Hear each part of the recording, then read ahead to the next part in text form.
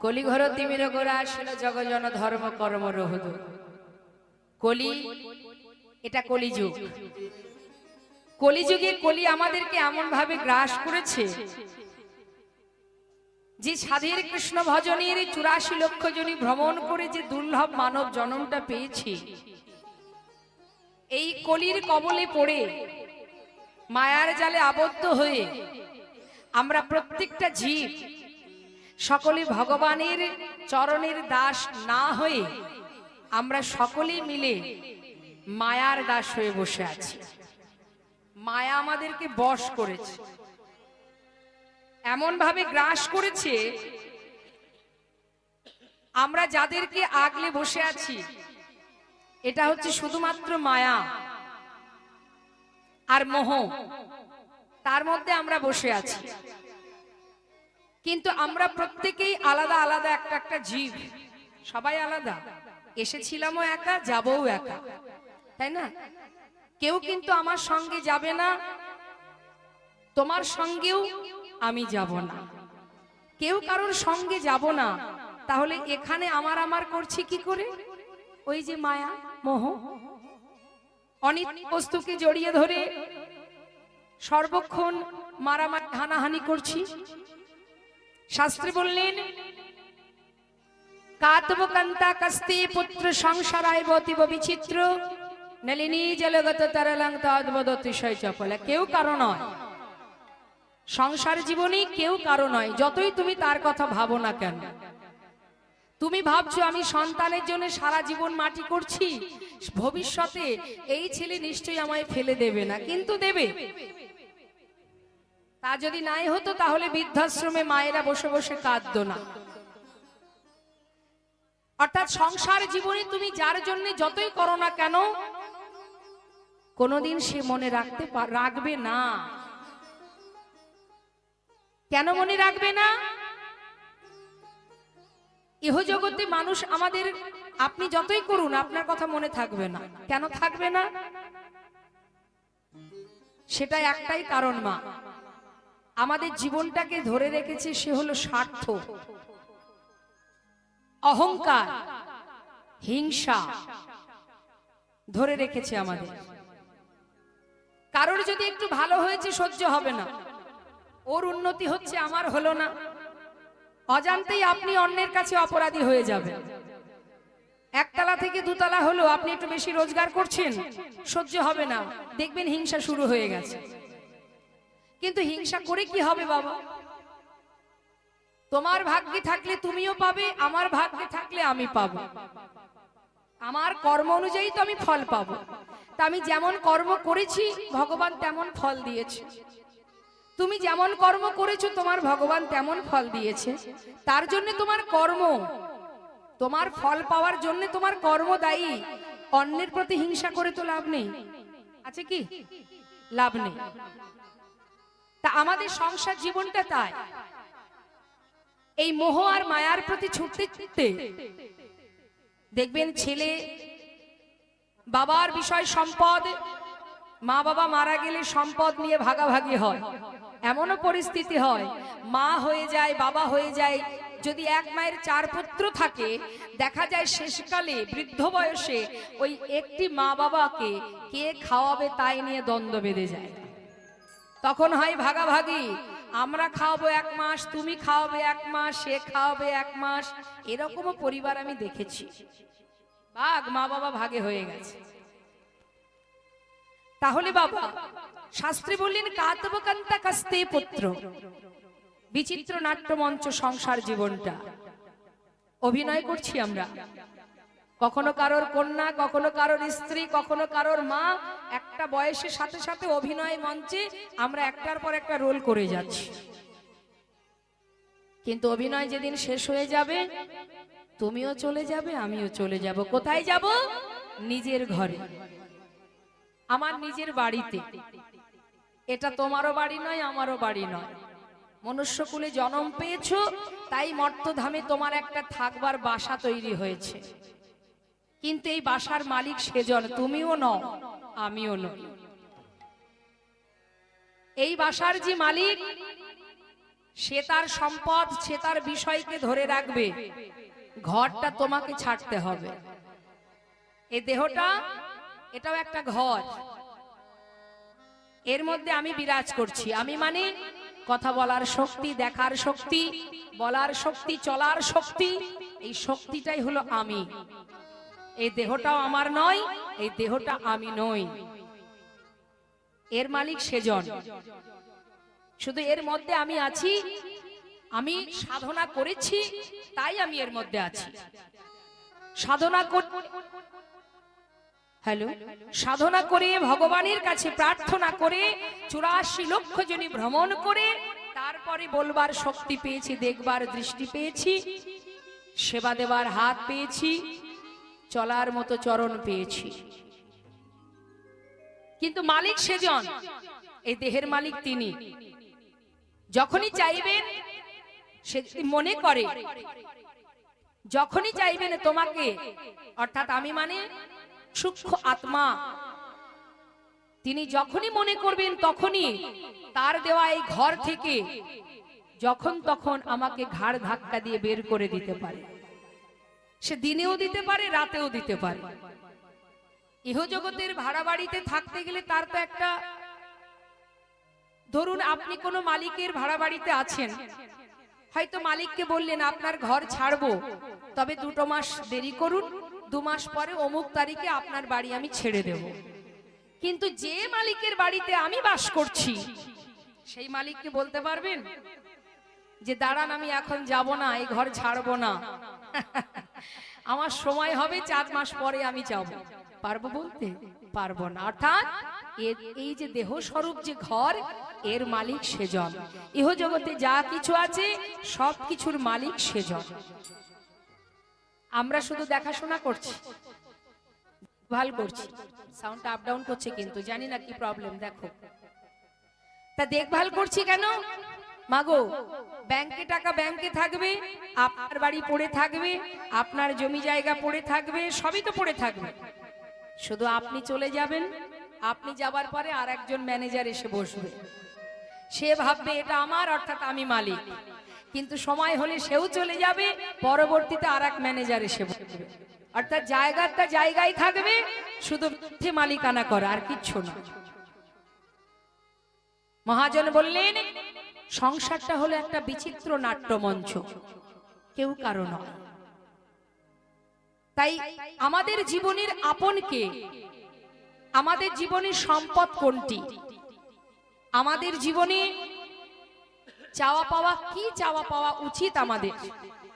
রাম ভক্ত তুলসীদাস বললেন, तुम कहां से आए हो और जाओगी कहां, इतना दिल विचार लो बस हो गए भजन। একবার নিজেকে জিজ্ঞাসা করো, তুমি যে এসেছিলে, কোথা থেকে এসেছিলে জানো? মায়েরা জানেন? যখন এই পৃথিবীতে এসেছিলেন কোথা থেকে এসেছেন জানেন কি সবাই? জানি না। আচ্ছা, আবার যখন চলে যাব কোথায় যাব সেটা কি জানা আছে? জানি না। তাহলে এখানে আমাদের 2 দিনের জন্য আসা। যেখান থেকে এসেছি, যেখানে যাব, সেটাই হচ্ছে আমার আসল ঠিকানা।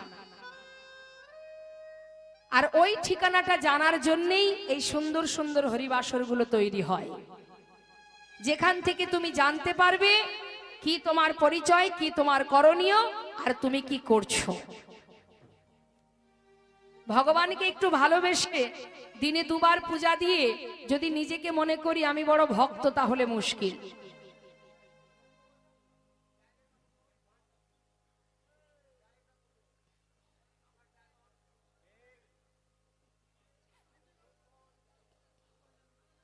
নিতাই গৌর হরি বল। তাই বৈষ্ণব মহাজন বললেন 84 লক্ষ জনই সাধের এই মানব জনম, 80 লক্ষ জনই কীট পতঙ্গ, পৃথিবীতে যা কিছু আছে, বৃক্ষকুল, কীটকুল, পক্ষীকুল, পশুকুল, সব কুলে জন্ম নিতে নিতে তবেই এই সুন্দর মানব জনম। তাহলে মানব দেহের, মানব জীবনে, মানব জন্মের কর্ম কি? একটাই কর্ম, সেটা হলো কি? মহাজন বললেন শ্রীগৌরঙ্গের দুটি পদ, যার ধন সম্পদ, সে জানে ভকতি রসসার। তোমার সম্পদ যদি ভাবতে চাও, তোমার নিজের ধন যদি ভাবতে চাও, সেটা একমাত্র ভগবানের যুগল চরণ। সেটাই তোমার ঠিকানা, সেটাই তোমার সম্পদ, সেখানেই তোমার অধিকার। তাই মহাজন বলছেন, কলিঘোর তিমির গোরাশিল জগজন ধর্ম কর্ম রহুদূর। মায়ার কবলে পড়ে আমাদের জীবনের সাধন ভজন সব দূরীভূত হয়ে গেছে। তাই তো করুণাময় আমাদের মতো জীবকে উদ্ধার করার জন্য তিনি এমন সহজ পদ্ধতি, সহজ উপায়, সহজ ধন আমাদের ঘরে ঘরে দিয়েছেন। হে জীব, জনিতাই কলির পরমায়ু খুবই কম, মাত্র 100 বছর, তাও আমরা বাঁচবো কিনা জানি না। তা সেই অল্প সময়ের মধ্যে কিভাবে গোবিন্দচরণ লাভ করা যাবে, সেই পথ আমাদের খুঁজে নিতে হবে মা। আপন আপন গুরুচরণ আশ্রয় করতে হবে। গুরুর কৃপায় যদি তুমি গুরুর কথা মতো চলতে পারো, একটা কথা জেনে রাখবেন, কখনো এটা ভাববেন না যে গুরুচরণ আশ্রয় করলে গুরুদেব তোমাকে একেবারে গোবিন্দ চরণে পৌঁছে দেবে। না, এটা ধারণাটা ভুল।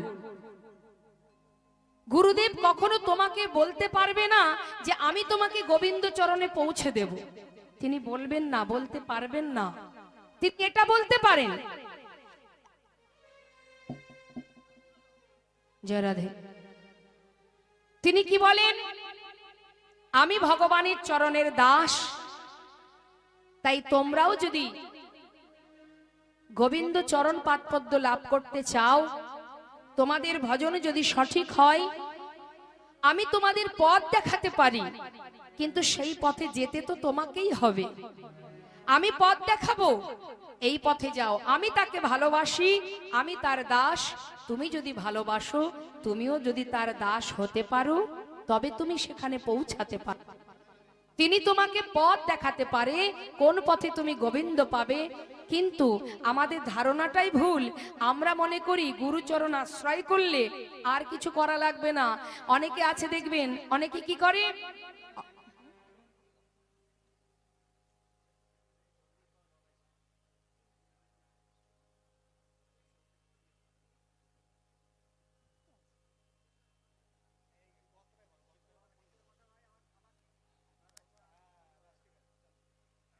জয় রাধেশ্যাম, হরে কৃষ্ণ। তাই গুরুচরণ আশ্রয় করতে হবে। অনেকে বলে সদ্গুরু কোথায় পাবো, অনেকে বলে সদ্গুরু কোথায় পাবো, একটু বলে দাও। আপ ডাউন করছি এখনো, আবার আসতে। তা আমাদের একটা কথা জানতে হবে মা, সদ্গুরু যে আমি খুঁজবো, আগে তুমি নিজে সৎ হও। তুমি যখন নিজে সৎ হবে, তখন তুমি ঠিক গুরু খুঁজে পাবে। আগে নিজেকে সৎ করো, তবেই তুমি তার সদ্গুরু খুঁজে পাবে। তাই গুরুচরণ আশ্রয় করে গুরুর কথা মতো যদি কোনো জীব গুরু মন্ত্র জপ করে, যদি সদা সর্বদাই কৃষ্ণ চরণে নিজেকে সঁপে দিয়ে যদি তাকে ডাকার মতো ডাকতে পারে, ভালোবাসতে পারে, এই জগৎ মাঝে মহাজন বললেন, মহামন্ত্র জপ করো। ভুল করে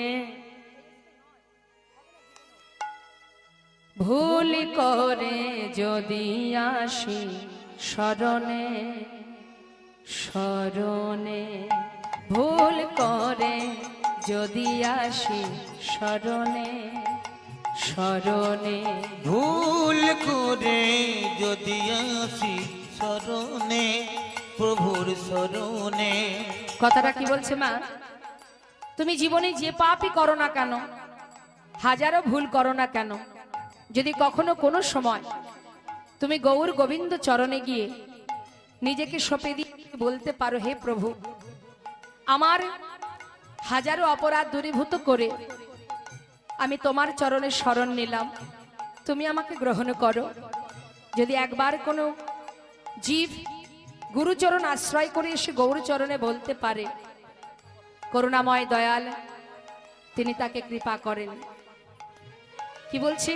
ভুল করে যদি আসি শরণে, শরণে নেবে নাকি চরণে, চরণে বলো চরণে।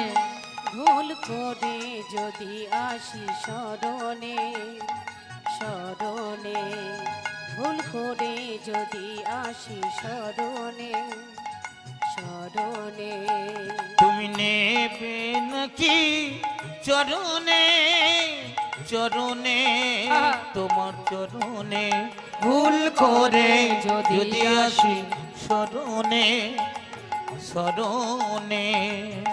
আমি তো বসে আছি তোমারই একাঙা, তুমি তো আমার ও গো প্রভু দয়া।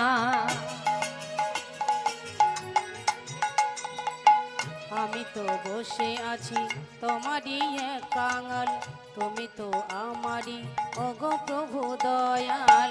তুমি তো দিনে দিনে রনাথ ও হ্যাঁ, তুমি তো দিনের দিনের নাথ হে, তুমি তো দিনে দিনে রনাথ হ্যাঁ, তুমি তো দিনের দিনের নাথ হে। রনাথ হ্যাঁ। ভুল করে যদি আসি শরণে, শরণে তুমি নেবে নাকি চরণে, চরণে, চরণে ভুল করে যদি আসি শরণে, শরণে ভুল করে যদি আসি শরণে, শরণে। জয় রাধেশ্যাম, হরে কৃষ্ণ। তাই যদি সদ্গুরুচরণ আশ্রয় করতে পারে কেউ, গুরুচরণ আশ্রয় করে যদি গৌর চরণে দুফোঁটা বাড়ি বরিশন করে কেউ ডাকতে পারে, ভালোবাসতে পারে, তার জন্য বিদ্যা বুদ্ধির দরকার হয় না। আজ মহাজন বললেন, ভাই রে ভাই আমার গোরা গুণ কহনে না যা, আমার গোরা গুণ কহনে না যায়, কত শত আনন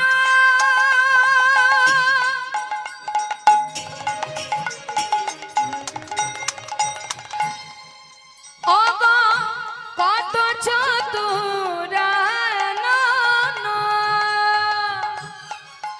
কত সতয়ানন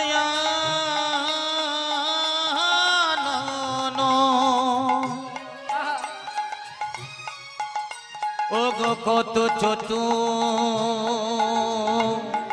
আনন।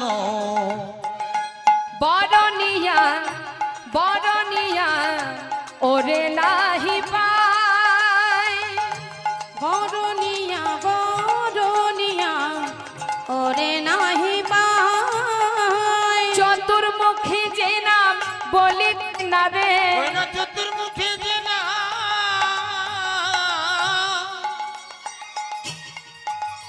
নামে বলিতে না রে।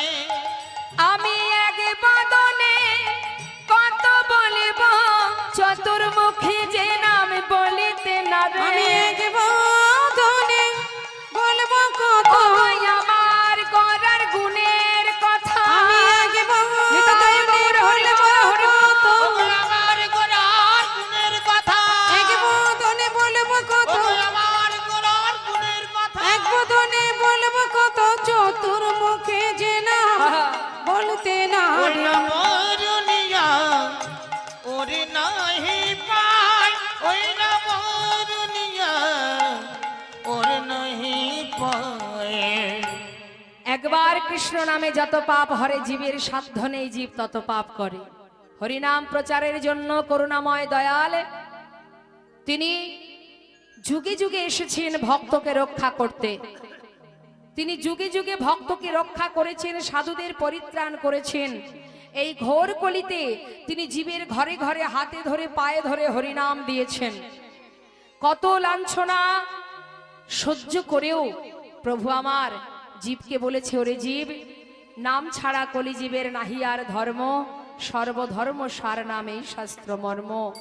একবার নাম কর, একবার হরিনাম মহামন্ত্র জপ কর, নাম ছাড়া রাস্তা নেই উদ্ধারের আর কোনো মা। হরের নাম হরের নাম হরের নামইব কেবলম কালো নাস্তেব নাস্তেব গতির অন্যথা। করুণাময় দয়ালে রাধা কৃষ্ণ মিলিত তনু আমার গৌর হরি। অন্যান্য যুগে এসেছেন তিনি, কিন্তু কলিতে আমার মহাপ্রভু তিনি যেভাবে জীবের ঘরে ঘরে হরিনাম দিয়েছেন, এইভাবে অন্য কোনো যুগে ভগবান দেননি। সেই জন্যই তো শাস্ত্রে বললেন, ধন্য কলিযুগ ধন্য অবতীর্ণ আমার শ্রী চৈতন্য। মহাজন বললেন, প্রণামাহ কলিযুগ সর্বযুগ সার, হরিনাম সংকীর্তন যাহাতে প্রচার। অন্যান্য যুগ, সাউন্ড একটু বাড়াও মনিটরে। অন্যান্য যুগে ভগবানকে লাভ করতে গেলে যে সাধন ভজন যাগ যজ্ঞ করতে হতো, কলিতে কিছুই করতে হয় না। যেভাবে থাকো, যেমন থাকো, যেখানে থাকো, মধুমাখা হরিনাম জপ করো। কাজের মধ্যেও হরিনাম করো, চলতে পথে হরিনাম করো, কোনো অসুবিধা নেই। অপবিত্র পবিত্র বা সর্ববস্থাঙ্গত পিবা যৎ সারে পুণ্ডরীকাক্ষ সবাজ্য অভ্যন্তর সূচি।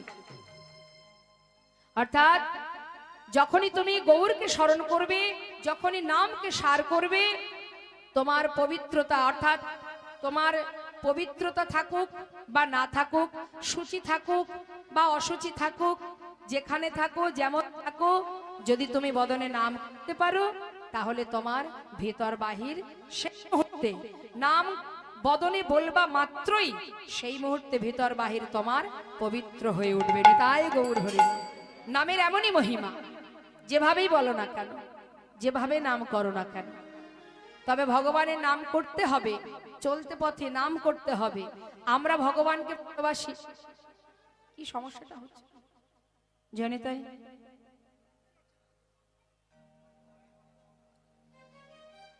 আমরা ভগবানকে ভালোবাসি কেন? কি জন্য ভালোবাসি? কেউ ভালোবাসে ভগবানের চরণপাদ পদ্ম লাভ করার জন্য, আবার কেউ ভালোবাসে ভগবানকে, ভগবানের কাছে কিছু পাওয়ার জন্য, তাই না? এটা হচ্ছে আমাদের বাসনা। ভগবানের কাছে যদি কিছু পেতাম, হ্যাঁ প্রভু তুমি এটা দাও, ওটা দাও, সেটা দাও, সুখে রাখো, ভালো রাখো, শান্তিতে রাখো, এটা আমরা ভগবানের কাছে চাই। মহাজন বললেন, ভগবানের চরণ পাদপদ্ম, গোবিন্দের চরণ পাওয়ার জন্য তার কাছে কাঁদো, তাকে ভালোবাসো। ইহ জগতের কোনো কিছু পাওয়ার আশায় কেঁদে লাভ নেই। এই জগতে তুমি যেমন পেয়েছো তাতেই খুশি হও। চাইতেই যদি হয়, মর্তধামে এসে যে নাম করিনি, মর্তধামে এসে যে নাম বলিনি, বর্তধামে এসে যাকে ভালোবাসতে পারিনি, যার হাতে যতটুকু সময় আছে সেই সময়টুকু একবার তার চরণে, তার চরণ পাদপদ্ম লাভ করার জন্য কাঁদি। আমরা নিজেদের সুখের জন্য কাঁদি। মহাজন বললেন, সময় করিয়া পথটি ধরিয়া যেবা চলে দ্রুত গতি, সময়ের শেষে অনায়াসে সে যেন চলে যায় আপন বাসর। সময় থাকতে ভালোবাসতে হবে, সময় গেলে আর পাওয়া যাবে না মা। যা করতে হবে সময় থাকতে। আজ মহাজন বললেন, বেদ ও বিদ্যা দহু কিছু নাহি জানত, সে যদি গৌরাঙ্গ করে সার, ঠাকুর আনন্দিতে ভনে সেই তো সকলেই জানে, সর্বসিদ্ধি করতলে তার। ভগবানকে লাভ করার জন্য যদি তোমার বেদ বিদ্যা, মানে যদি তোমার শিক্ষা দীক্ষা নাও থাকে, কোনো দুঃখ নেই। ধরো তোমার ভিতরে পাণ্ডিত্য নেই, শিক্ষা নেই, তাতে কোনো দুঃখ নেই। বেদ বিদ্যা দুহু কিছু নাহি জানত, সে যদি গৌরাঙ্গ করে সার। নাইবা জানলে তোমার, নাইবা থাকলো বিদ্যা বুদ্ধি, কিন্তু যদি ভক্তি থাকে,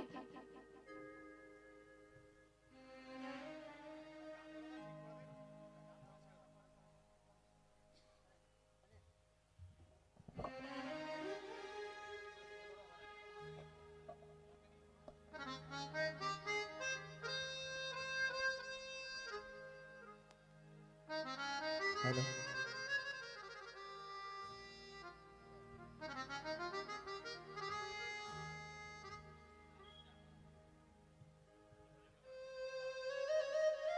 জয় নিতাই, জয় রাধে, জয় রাধে, হরে কৃষ্ণ। এটা আমার কথা নয়, শাস্ত্রে কি বলছেন দেখুন বাবা। চারিবেদ সর দর্শনে পড়িয়া যেজন, সে যদি গৌরাঙ্গ নাহি ভজে, বৃথা তার অধ্যয়ন লোচন বিহীন জন, দর্পণে অন্ধে কিবা কাজে। একটা অন্ধ ব্যক্তির কাছে যদি দামি আয়না ধরা হয়, সেই অন্ধ ব্যক্তি তার মুখ কি দেখতে পাবে আয়নাতে? পাবে না। তাহলে অন্ধ ব্যক্তির কাছে আয়নার কোনো মূল্য নেই।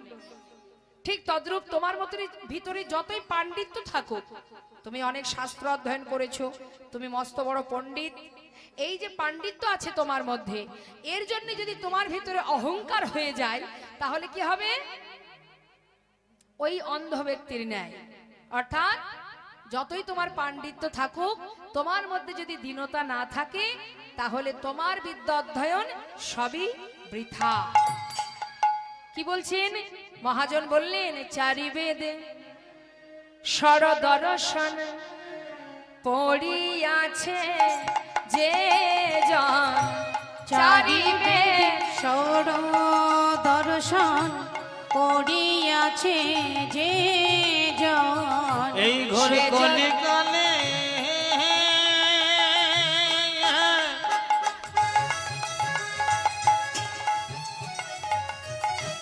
বেদ বিধার কিছু নেই প্রয়োজন। তোমরা একবার হরি নাম করো,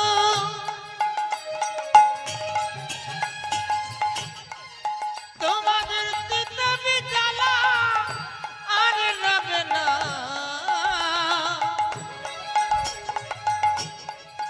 এই মধুর কৃষ্ণ নামে, হরি নামে একবার হরি নাম করো, চারি বেদ সর্বদর্শন পড়িয়া জীবন। সে যদি গৌরাঙ্গ করে সে যদি গৌরাঙ্গ করে সারে, নয়নানন্দেতে ভনে, সেই তো সকলে জানে। ঠাকুর নয়নানন্দেতে ভনে, সেই তো সকলি জানে। সর্বসিদ্ধি কর তলে তার, আর সর্বসিদ্ধি সর্বসিদ্ধি কর তলে তার। বেদ অধ্যয়ন করে যদি ভগবানকে না ভালোবাসে, তাহলে তার বেদ অধ্যয়ন বৃথা। আর যার বিদ্যা বুদ্ধি নেই, সে যদি গৌরচরণ সার করতে পারে, মহাজন বললেন সর্বসিদ্ধি করতলে তার। কিছুই জানতে লাগে না ও গো, তার কিছুই জানতে লাগে না না গো। না, কিছুই জানতে লাগে না গো। নানা কিছু জানতে লাগে না গো। যে জন গৌরচরণ সার করেছে, তার কিছু জানতে লাগে না গো। যে জন গৌর চরণ সার করেছে, এ সংসারকে অসার ভেবে গৌর চরণ সার করেছে, এ সংসারকে অসার ভেবে, গৌর চরণ সার করেছে, এ সংসারকে অসার ভেবে, গৌর চরণ সার করেছে, কিছুই জানতে লাগে না ওই না গো। সর্বসিদ্ধি করো তলে তা, ওই না সর্বসিদ্ধি করো তলে তা। সর্বসিদ্ধি করতলে তার। কার করতলে সর্বসিদ্ধি? যে জন গৌর চরণকে সার করেছে। এত সময় আমরা গৌর কথা শুনছিলাম। ছোট্ট করে গৌরচন্দ্রিকার মধ্যে একটি লীলা পদাবলীর মধ্যে দিয়ে গৌরচন্দ্রিকাকে বিশ্রাম রাখবো, রেখে এবার আমরা সবাই মিলে চলে যাব লীলা কথায়। তা চলুন যাই। এত সময় আমরা গৌরচন্দ্রিকা আস্বাদন করি, এবার গৌরচন্দ্রিকাকে বিশ্রাম রেখে চলুন গৌর কথা শুনতে শুনতে, একটা ভজন শুনতে শুনতে আমরা লীলায় যাই। হরি বল।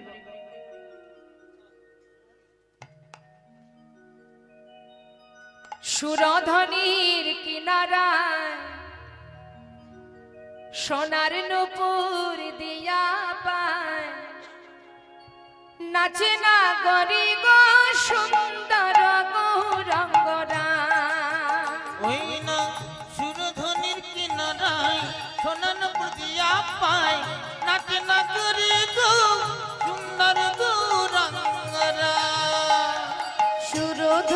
কিনারায় সোনা নুপুর দিয়া পায় নাচে না গরি গো সুন্দর গৌরাঙ্গরায়। সুন্দর আহা সুন্দর, ওই দেখো সুন্দর গৌরঙ্গ রায়, নাগরে গো সুন্দর গৌরঙ্গ রায়। ওই না সুরধনির কিনারায় মায়েরা দুটো বাহু তুলে হরি বল, হরি বল। নাচে না করি গো সুন্দর গৌরাঙ্গরা। বাবা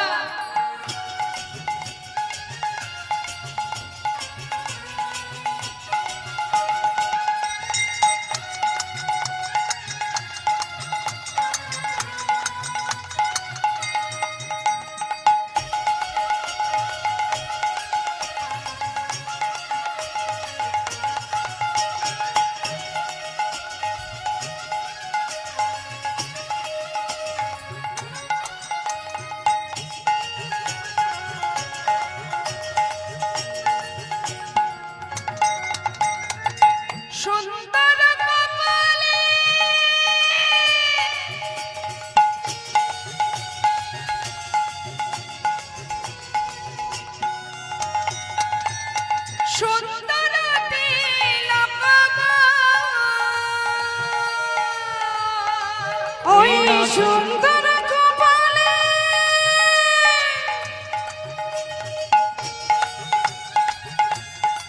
হরি বল। সুন্দর তিলক গো। আহা!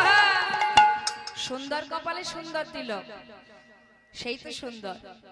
দামি গহনাও নেই, দামি বসনও নেই, তবু সে সুন্দর। যে রূপ দেখলে ত্রিভুবন ভোলে, জগতের জীব পাগল হয়। রূপ তো সেটাই বাবা।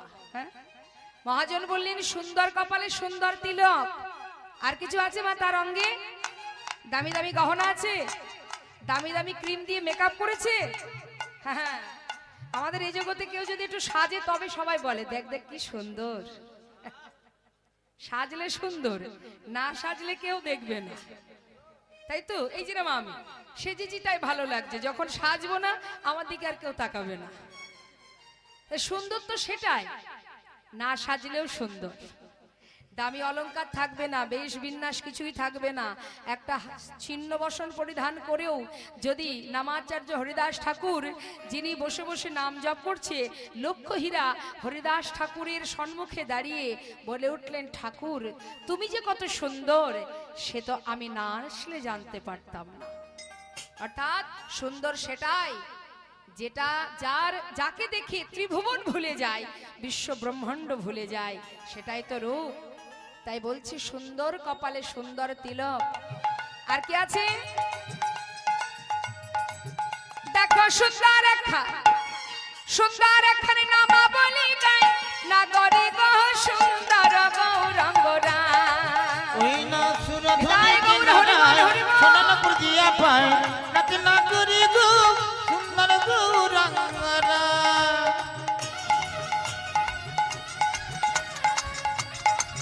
একবার উলুধ্বনি।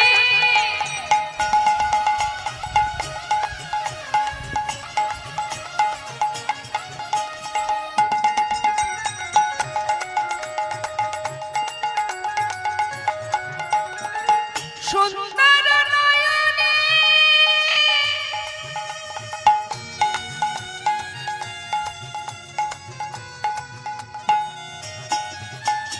চাই গো রাজার পানে গো, ওই সুন্দর নয়নে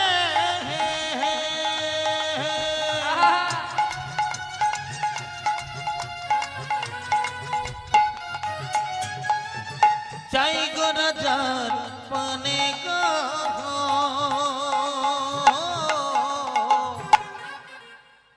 ভগবানকে যারা দেখে তারাই ভোলে, যারা প্রভুকে দর্শন করেছে, যে ভাগ্যবান ভাগ্যবতী, যে দেখেছে সেই ভুলেছে। আর তিনি যদি কারোর দিকে একবার দৃষ্টি দেয়, সে কি আর বাড়ি ফিরতে পারবে? মহাজন বললেন, সুন্দর নয়নে চাই গোরা যার পানে, তার দশা কি হয়?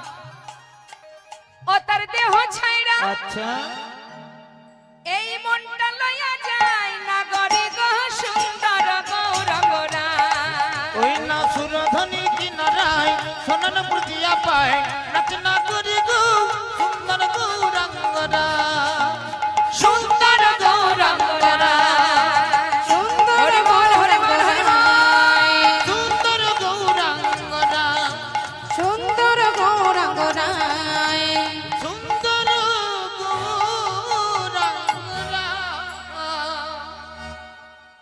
নদিয়ার চাঁদ গৌর সুন্দর তিনি শ্রীধাম নবদ্বীপে শচীগর্ভ সিন্ধু মাঝে উদয় হয়ে বাল্যলীলা সম্পন্ন করে বিদ্যাভাসে দিগ্বিজয়ী পণ্ডিত হলেন। তার পিতা জগন্নাথ মিশ্র তিনি যখন ইহলোক ছেড়ে পরলোক গমন করেন, প্রভু আমার গয়াধামে গিয়ে বিষ্ণুপাদ পদ্মে পিতার জন্য পিণ্ড প্রদান করে আবার নবদ্বীপে ফিরে এসে প্রভু আমার সারা রাত্রি ব্যাপী শিবা সঙ্গনে হরিনাম সংকীর্তন করেন। নিতাই গৌর হরিব। তো ভক্তগণকে নিয়ে প্রভু যখন হরিনাম করছেন, কোথায় করছে মা? শিবা সঙ্গন। দেখুন, শিবা সঙ্গন শুধু যে নবদ্বীপে আছে তা নয়, শিবা সঙ্গন আপনিও তৈরি করতে পারেন। কোথায়? এই যে হৃদয়, আপনার অন্তরটাকে যদি শ্রীবাস তৈরি করা যায়, যদি শ্রীবাস করা যায়, শ্রী মানে সুন্দর, বাস মানে বাসা, সুন্দর বাসা পরিণত করতে হবে। হৃদয়টাকে, হৃদয়ের মধ্যে যদি হিংসা ভরা থাকে তাহলে কি আর শ্রীবাস হবে?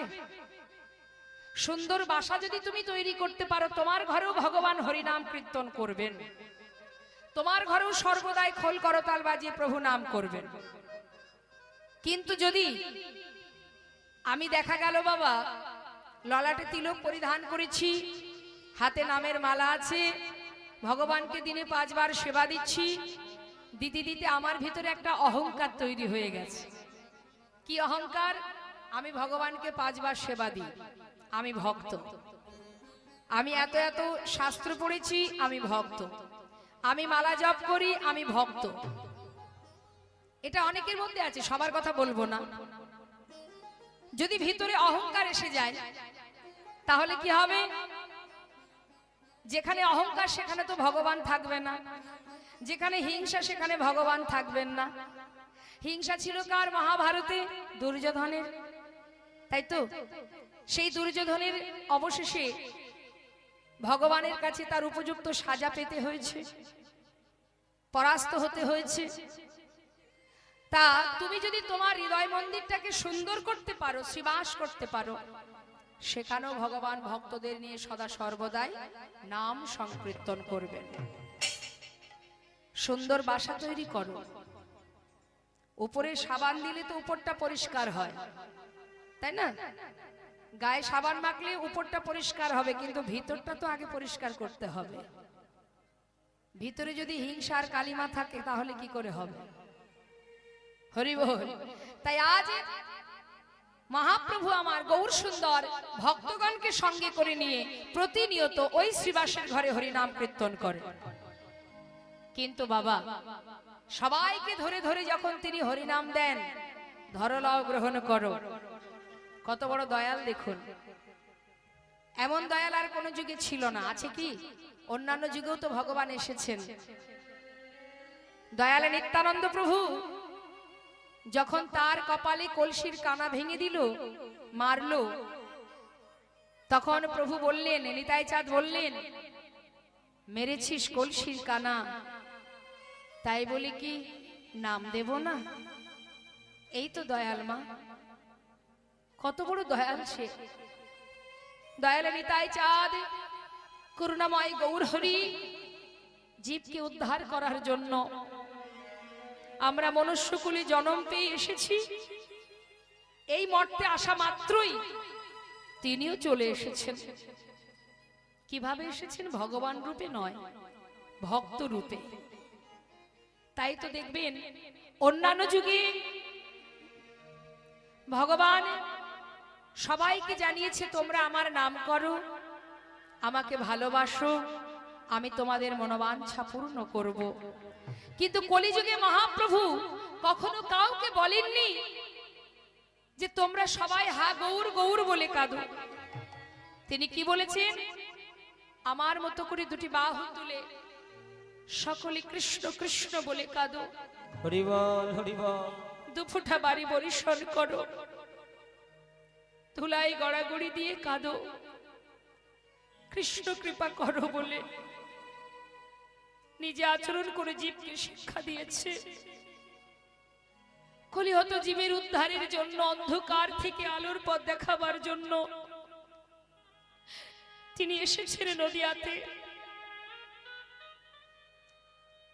কিন্তু নদিয়ায় এসে যখন সেবা সঙ্গনে হরিনামে মত্ত, পথে পথে ঘাটে ঘাটে মাঠে মাঠে হরিনাম দিয়েছে, সেই সময় ব্রাহ্মণ সমাজ যারা ছিলেন, ন্যায়রত্ন, বিদ্যারত্ন, তর্কলঙ্কার, বাচস্পতি, এরা বড় বড় ব্রাহ্মণ ছিলেন মা নবদ্বীপের মাঝে।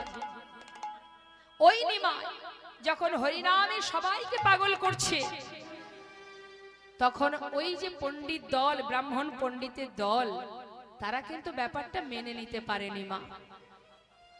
তারা মেনে নিতে পারেনি প্রভু আমার শ্রীবাসের ঘরে হরিনাম করছে, আর তারা বাহিরে দাঁড়িয়ে দাঁড়িয়ে জটলা পটলা করছে।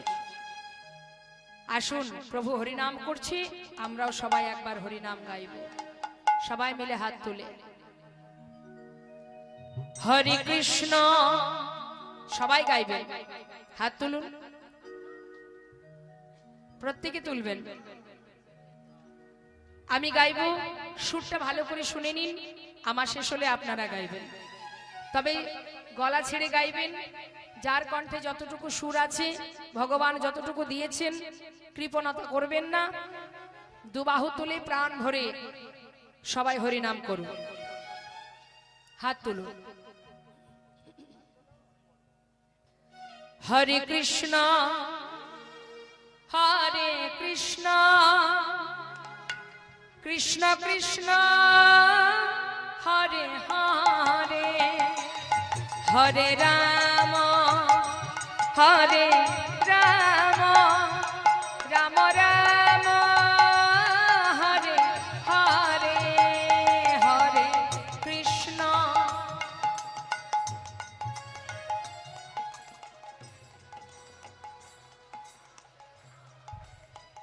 বাবা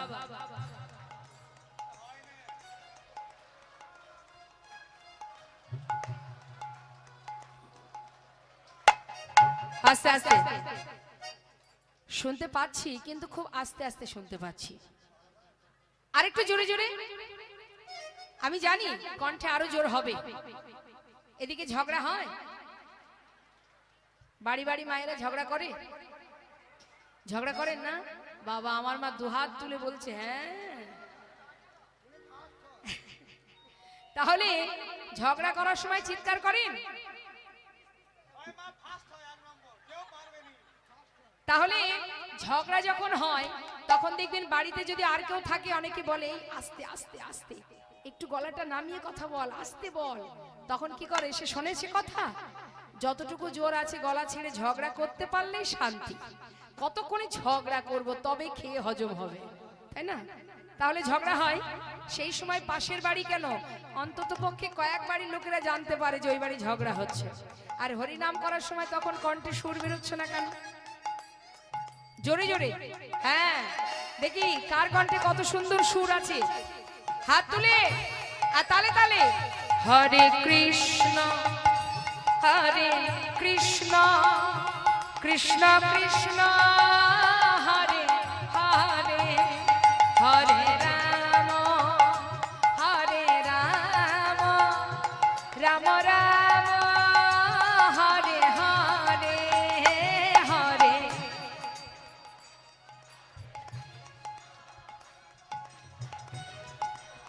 বাবা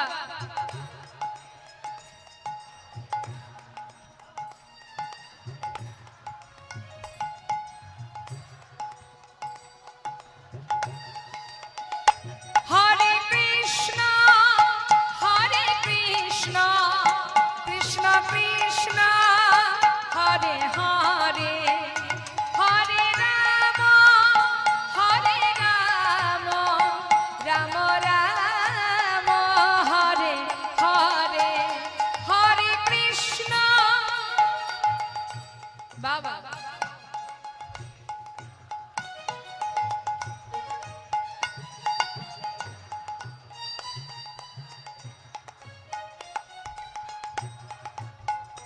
আহা,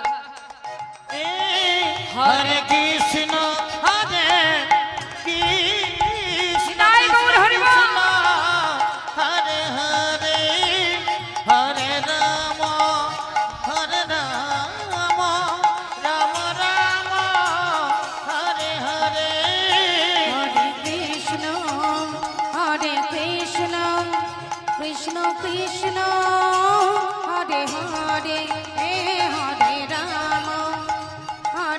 রাম রাম রাম হরে হরে হরে কৃষ্ণ হরে কৃষ্ণ কৃষ্ণ কৃষ্ণ হরে হরে হরে রাম রাম রাম হরে হরে হরে কৃষ্ণ কৃষ্ণ কৃষ্ণ হরে হরে হরে রাম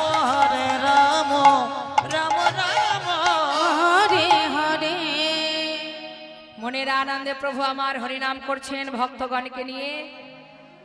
বৈষ্ণব মহাজন বললেন, দেখো দেখো প্রভু আজ মনের আনন্দে ভক্তদের নিয়ে হরিনাম করছে, আর বাইরে কে আছে? বাইরে আছে সেই ব্রাহ্মণ পণ্ডিতের দল। রাত্রি সংকীর্তন করে প্রভু পরময়া বেশে, পাষণ্ডী জ্বলিয়া মরে তারা না পায় প্রবেশে। বসন্তে তারা জ্বলিয়া মরে না পারে প্রবেশে। চলবে না এইভাবে ঘরের মধ্যে ঢুকে দরজা বন্ধ করে কীর্তন বন্ধ করতে হবে।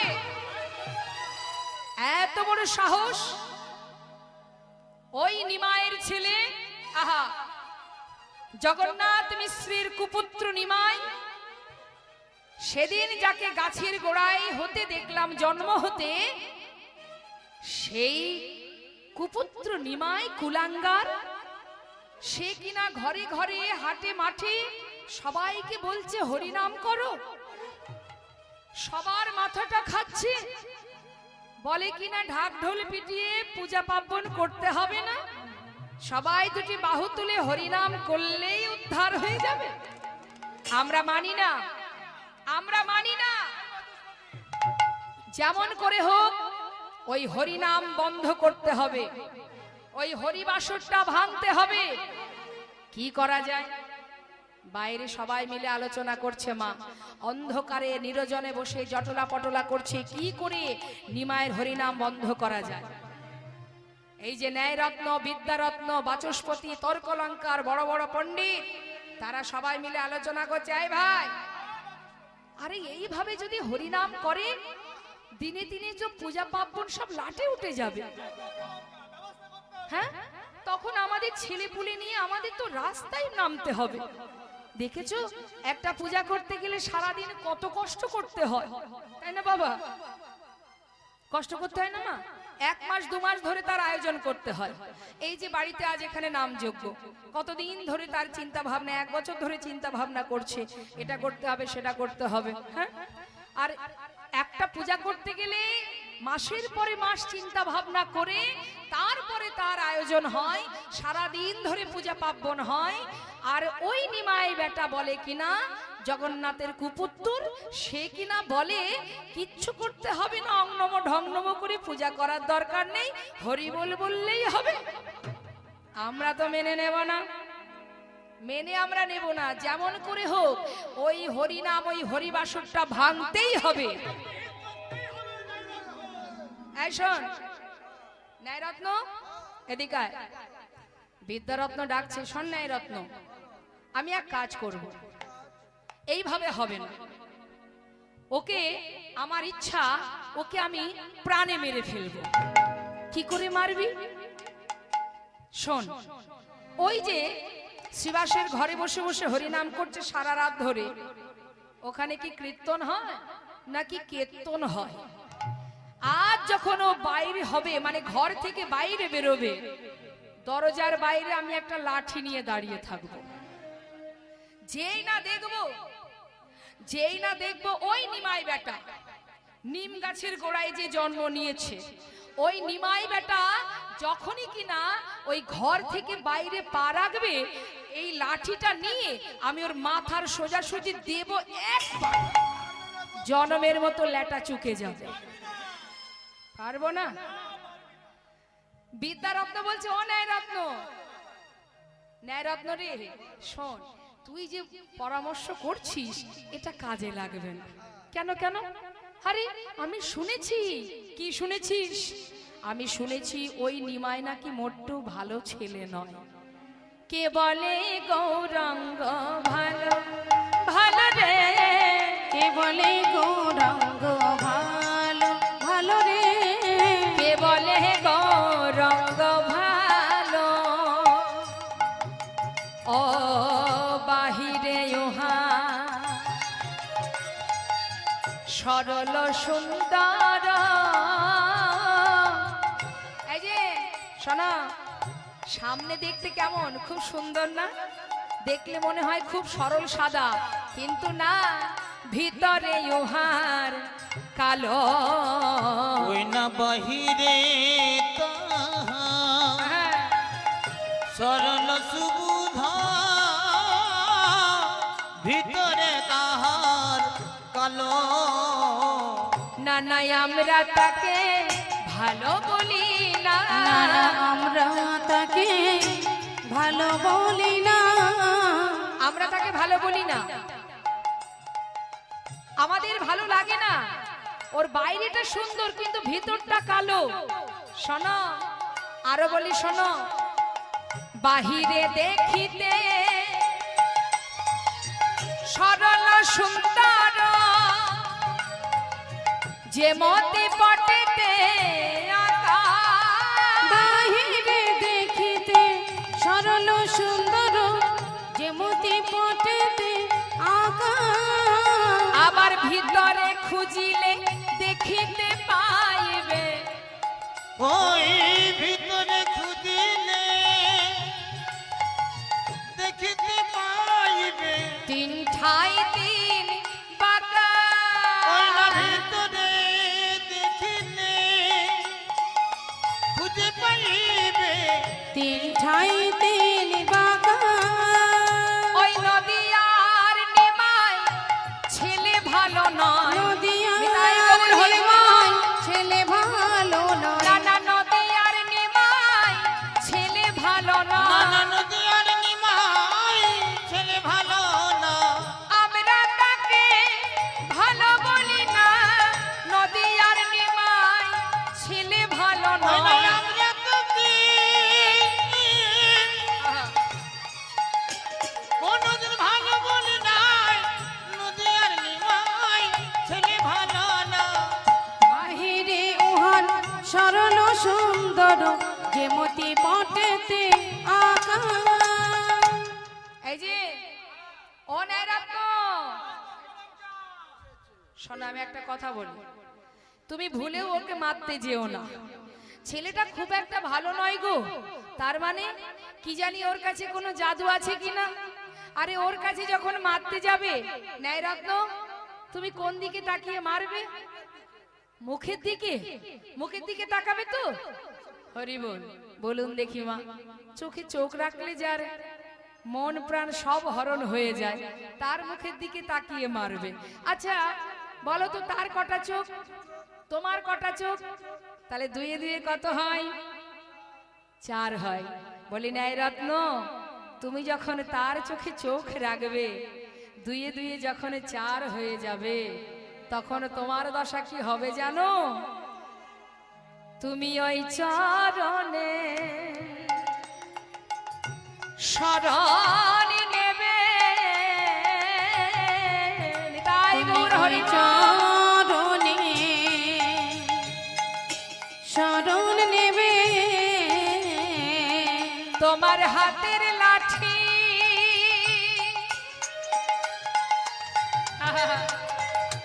ফেলে দিয়ে তুমি ওই চরণে শরণ নেবে। তোমার হাতের লাঠি ওই না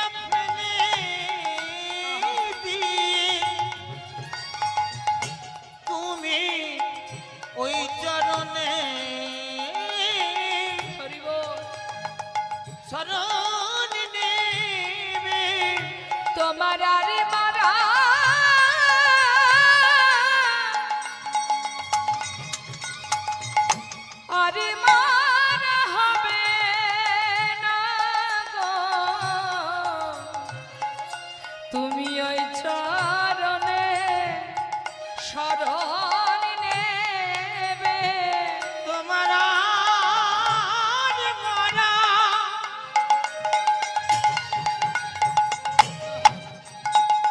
হবে না গো।